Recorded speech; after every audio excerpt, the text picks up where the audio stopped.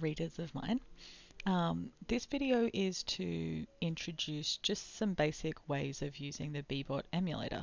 So if you don't have access to a Bbot robot itself, and if you can't afford the additional resources that come with it, such as the mats, then they have these emulators online that you can use to emulate that same situation just on an online platform. So what we're about to do is more of an example of a story-based approach using constructivism. Obviously, we can't do a lot of construction because we don't have a robot that is modifiable, but we are constructing the code that goes along with moving this Bbot.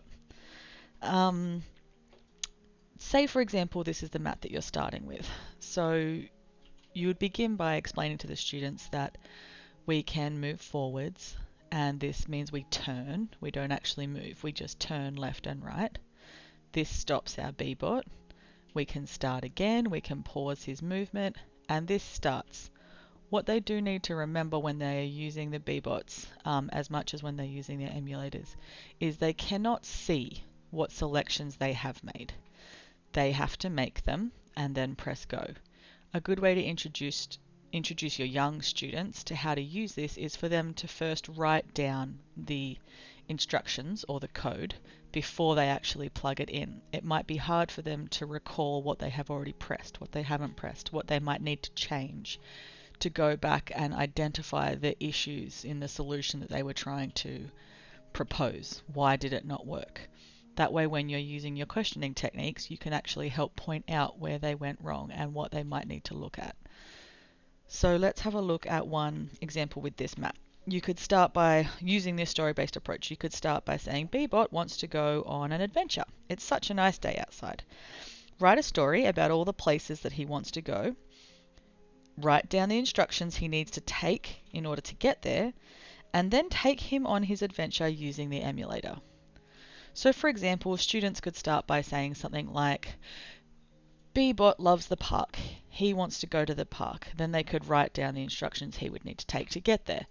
Then they would plug in those instructions into the emulator and press go to see if their little journey has begun. So for example, he wants to go to the park. He wants to go to the playground.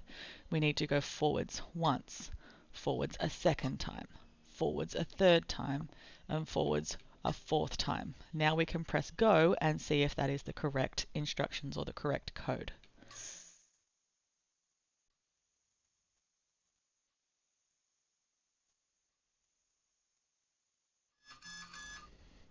Okay, so if they wanted to extend on the story-based approach, they could tell a little story about what Bbot did at the park. They could then say why he wants to move. For example, maybe he gets hungry, so now it's time to go and get some pizza. So he needs to turn right. Then he needs to go straight. Then he needs to go straight. Then he needs to turn right again. Then he needs to go straight. And then off he goes. Let's see if we get in there. Oh no! He's starting from the beginning.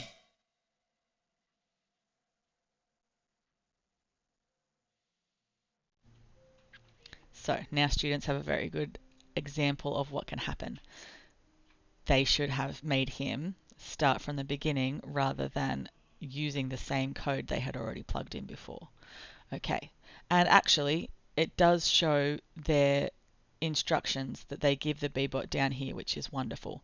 I think it is still a very good idea for them to handwrite it, but this is a good backup for them to be able to see what they've done in case they get too excited and go ahead and do things before they have actually written it down. So let's stop. He's stopped. We can pause, start again, and I would like to refresh him, which I think the only option to do that is here. Let's reload the page.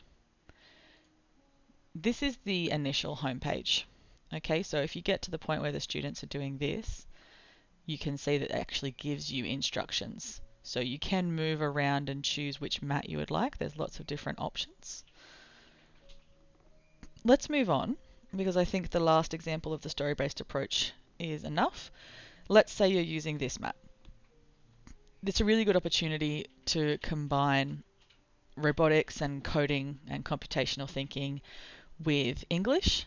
And then I've also taken it one step further and tried to integrate it with part of the science syllabus. For example, you could say to the students, Bbot needs to learn some new words to describe the weather. Just direct Bbot to different letters to teach him different weather words. Make sure that you write down your weather words in Bbot's journal. So not only are you integrating the actual subjects that he's doing, but you're also making it a bit of a project in that you're creating a journal about all the different things that you've done with Bbot. Now, this isn't the sort of project you might initially think about when you're thinking of robots, because the early stages can only do so much with cognitive load.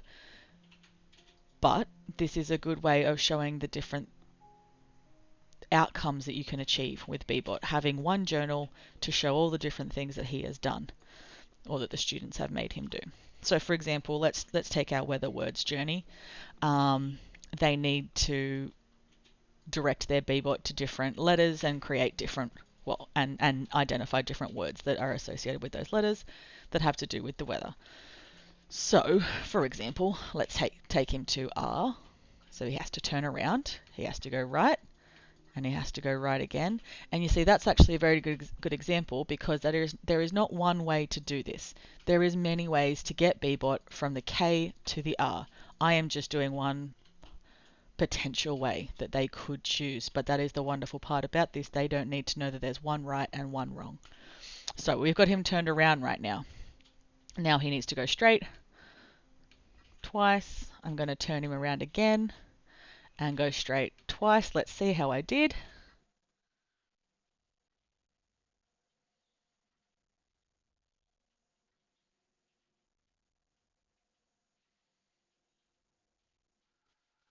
Okay, and Bbot got to the letter R the way that I wanted him to, and if I was the student, I could then say, Bbot reached the letter R, he's now learning the word rain, and then they could even describe what rain is in their Bbot journal.